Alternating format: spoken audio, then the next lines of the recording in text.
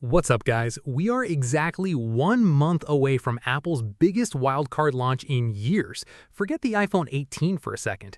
Everything about Apple's brand new first ever foldable has just leaked, and I mean everything. From the design and the colors to the wild new hinge, the specs, and yes, that terrifying rumored price tag. Is it going to be called the iPhone Fold or the iPhone Ultra? Well, today we are breaking down all the leaks to show you why this device might just sell out on day one, despite costing more than a used car. Let's get into it. First, let's talk about how this thing looks, because it is unlike anything Apple has ever made. According to the latest dummy units and renders, Apple is going with a wider passport-style design. Think along the lines of the Galaxy Z Fold 8, but slightly more compact with rounded corners. It's rocking a titanium frame for maximum durability without the heavy weight, bringing over that premium feel from the iPhone Air. But the displays are where this gets crazy. On the outside, you're getting a gorgeous 5.5-inch cover screen, wrapped in Apple's new Ceramic Shield 2. It's incredibly scratch-resistant and easily usable for daily tasks, so you won't have to unfold it for every single text. But when you do open it, you are greeted with a massive 7.6 to 7.8-inch internal display. It's basically a folding iPad mini with a 4:3 aspect ratio. That means way less letterboxing when you're watching videos compared to older, taller foldables.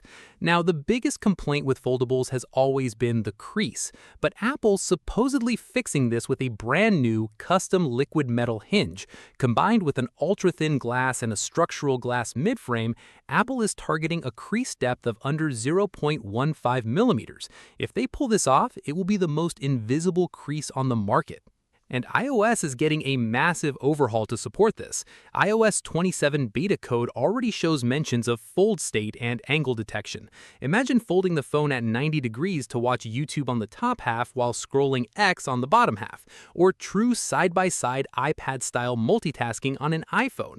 You can finally play a game and have a web browser open at the exact same time. Powering all of this is the ridiculous A20 Pro chip built on TSMC's 2nm process, backed up by at least 12 gigs of RAM to run all of Apple's on-device AI features. And great news for gamers, leaks point to a built-in vapor chamber cooler. This means zero thermal throttling and no display dimming during intense gaming sessions. As for the cameras, we're looking at a dual setup on the back, a 48-megapixel main with variable aperture and a 48-megapixel ultra-wide. The only bummer, no telephoto lens. To keep this device incredibly thin, reportedly Apple's thinnest ever when unfolded, they had to make a sacrifice.